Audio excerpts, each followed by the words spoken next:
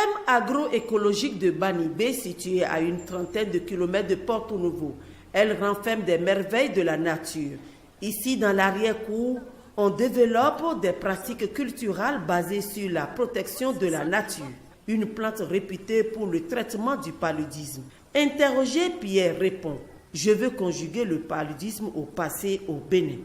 L'artémisia, c'est une plante qui nous vient d'Asie, principalement pour une des variétés qui est derrière moi, l'artémisia qui est là.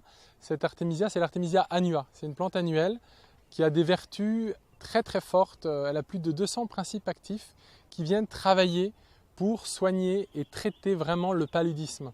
Nous avons rencontré avant de venir au Bénin une association qui s'appelle la Maison de l'Artémisia.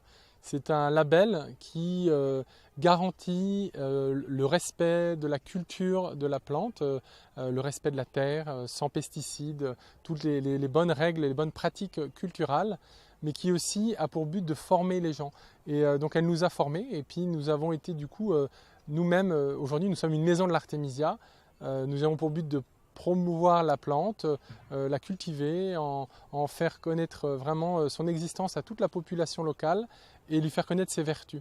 Et nous avons connu les vertus de l'artémisia grâce à cette association, parce que le deuxième volet de l'association, c'est de faire des analyses cliniques selon les normes très strictes de l'OMS, donc avec des chercheurs qui ont été testés cette plante, notamment au Bénin. Il y a eu des tests sur des milliers de personnes, avec médicaments ou avec tisane. Et aujourd'hui, ce qu'il en ressort, c'est que le traitement en curatif, mais aussi en préventif, est très efficace. En curatif, on parle d'un taux de réussite à 99%.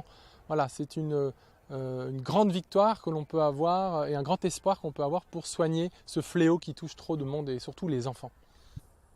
Arrivé au Bénin depuis 14 mois, il s'investit nuit et jour sur cette plante d'origine asiatique qui a sa variété africaine en Afrique du Sud. On est au stade de démarrage, c'est pourquoi ces voyages de renforcement des capacités s'imposaient à nous.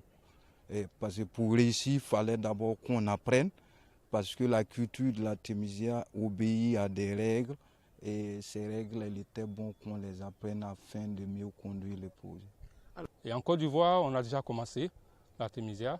Mais on rencontre quelques difficultés, donc c'est pourquoi nous sommes ici au Bénin pour une semaine et pour vraiment s'imprégner des structures qui sont déjà avancées dans la culture, la promotion et surtout la vulgarisation de l'artémisia, renforcer nos capacités et dans le but de vraiment reproduire comme on le peut ce qui se fait ici en Côte d'Ivoire. On a déjà commencé à produire, comme je l'ai dit, il y a quand même des difficultés de production.